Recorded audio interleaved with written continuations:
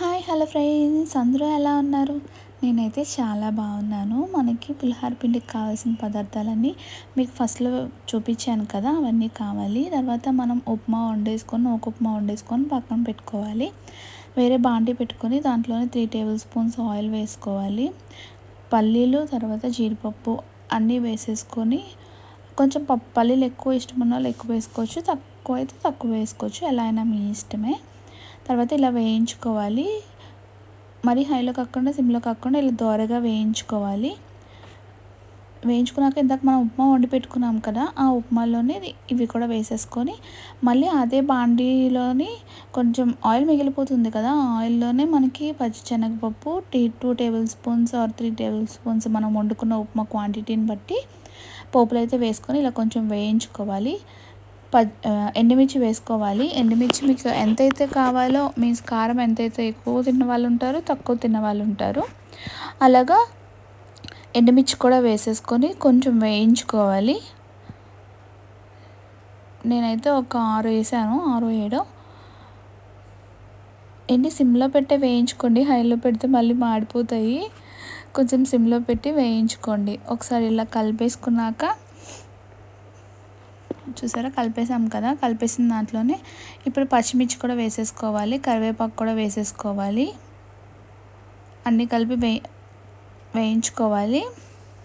చూడండి, అన్నీ బాగా దోరగా వేయించుకున్న తర్వాత దాంట్లో కొంచెం ఇంగువ కూడా వేసేసుకోవాలి. ఇంగువ వేసేసుకున్న తర్వాత పసుపు కూడా వేసుకోవాలి. పసుపు మనకు తెలుస్తుంది కదా, క్వాంటిటీకి ఎంతైతే పసుపు అయితే సరిపోతుందో, అది నేను 1/2 టేబుల్ స్పూన్ వేసాను, అది సరిపోతుంది. అంతా ఒకసారి మనకి వేగిపోయి అని తెలిసిన తర్వాత ఇందాక మనం తురిమి పెట్టుకున్నాం కదా మామిడికాయలు, నేనైతే 2 మామిడికాయలు తురుము అయితే వేసాను. మామిడికాయలు అయితే చాలా పుల్లగా ఉన్నాయి, చాలా బాగుందన్నమాట. తర్వాత అంతా ఒకసారి కలుపుకోవాలి. చూడండి, కింద నుంచి పైకి, పైనుంచి కిందకి అలాగా కలిసే విధంగా కలుపుకోవాలి. హైలో అయితే పెట్టకుండా సిమ్లోనే అలాగ కలుపుతూ ఉండాలి. మనకి మామిడికాయ ఏంటంటే బాగా మగ్గిపోవాలన్నమాట. చూసారా, కలిసే విధంగా కలుపుకుంటున్నాం కదా మొత్తం. తర్వాత కొత్తిమీర కూడా వేసేసుకోవాలి. వేసుకున్న తర్వాత స్టవ్ ఒక 2 మినిట్స్ ఆగిన తర్వాత స్టవ్ అయితే ఆఫ్ చేసేసుకోవాలి.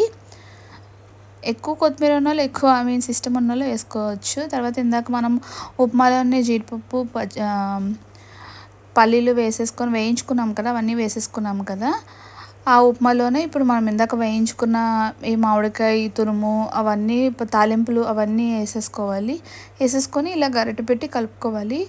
ఉండలుగా వండకూడదు, అందుకే మళ్ళీ మేము చేయిపెట్టి కలుపుతున్నాము. చూడండి, ఉండలు లేకుండా మొత్తం అంతా మంచిగా కలుపుకోవాలి, అంతా కలిసే విధంగాన.